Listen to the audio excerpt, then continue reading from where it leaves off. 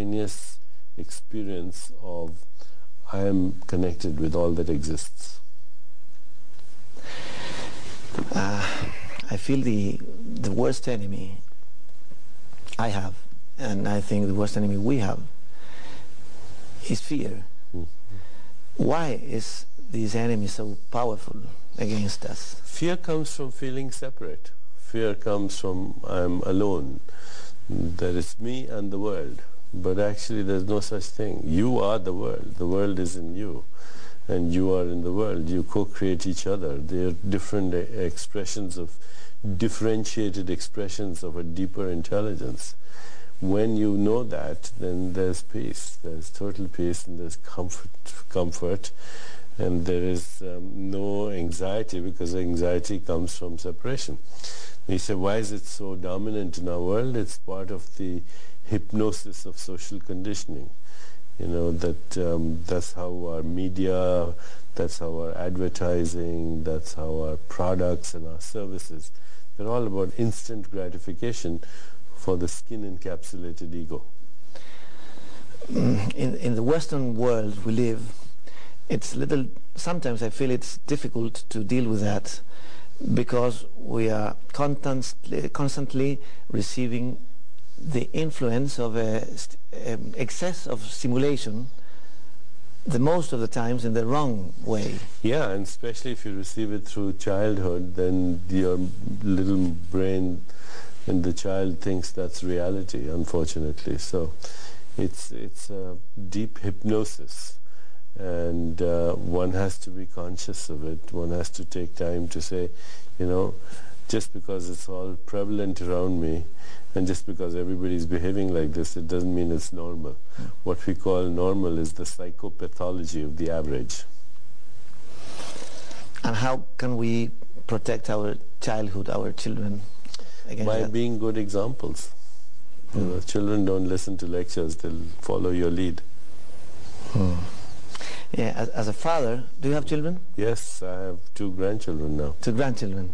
So, well, as a father, I have a young kid. I always think that it's impossible to avoid making mistakes. But that's fine. Make mistakes. You learn from mistakes. You just don't have to repeat the same mistakes over and over again.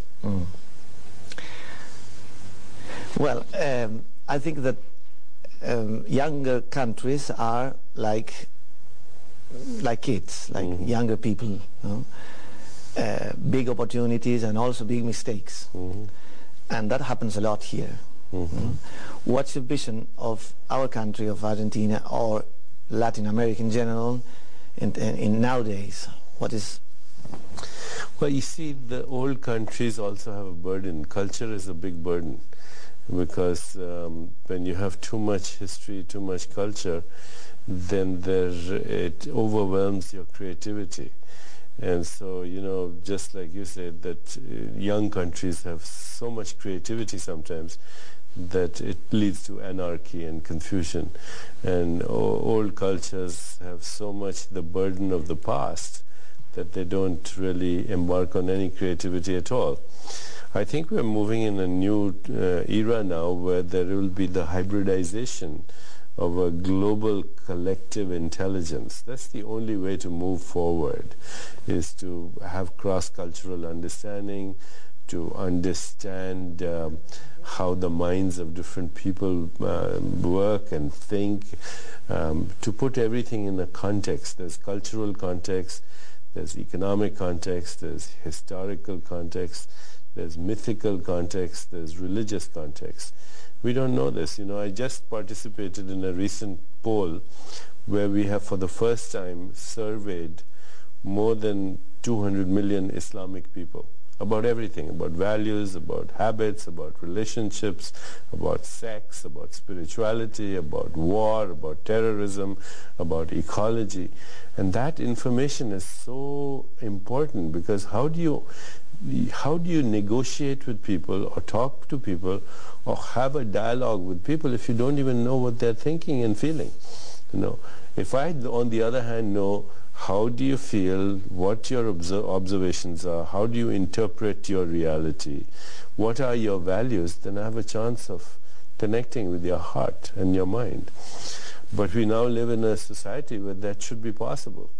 You know, instead of trying to solve all our conflicts through violence, you know, and belligerence and arrogance and militarism, which is very primitive and is no basis, you know, today with the intelligence that we have in the world to have to do that. It's like medieval, you know, and yet that's the only way we behave. And if we are going to move to the next stage of our evolution, we have to use our collective intelligence. There's a lot of intelligence in the world. It needs to be harnessed and connected. Okay, let's take a break and we go on in a minute. En un minuto seguimos con Deepak Chopra. Gracias.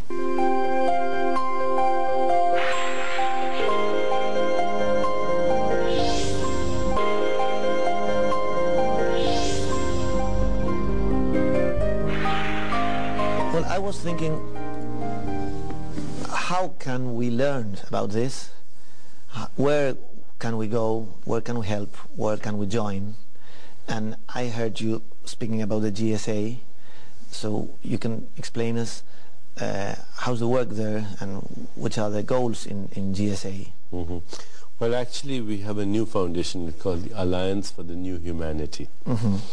And we have a website in Spanish also and in English. The website is www.anhglobal.org. www.anhglobal.org. It will be on the screen now. Yeah, okay. Now, what this is it's an effort to create a global community, both online, but also virtually and actually geographically, of what we call the new planetary mind. There are a lot of people in the world who are doing amazing things for ecology, for conflict resolution, for women, for children, for human rights, for social justice, for helping the poor become economically free.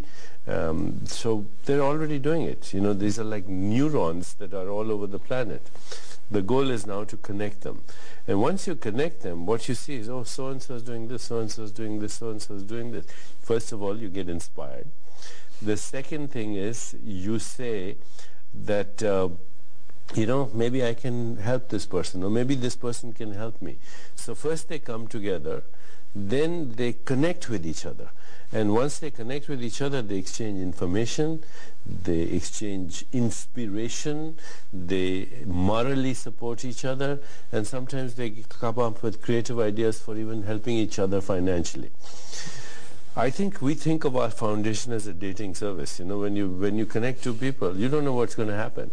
Okay, they may fall in love. But they should meet. But they should meet. Yeah. And so what we're saying is there's so many conscious people, so many conscious communities, so many conscious organizations that are doing so many things. They should meet. And once they meet, we don't know what can happen. Once you reach a critical mass of consciousness with people like this, the world could transform. You know, it took a few mothers to get together in America and say, you know, if somebody drives and they're drunk, that's against the law. Okay, it took a few people to say, you know, you cannot smoke in public places. And now, you know, many restaurants you can't smoke, at least in North America. It takes a few people to change the world, always. It's always been done by a few people. And what we feel is if we start to connect these people and create this critical mass of consciousness, a day may come when they say, you know, if this country goes to war, it's not part of the family of nations. We don't want to have anything to do with them.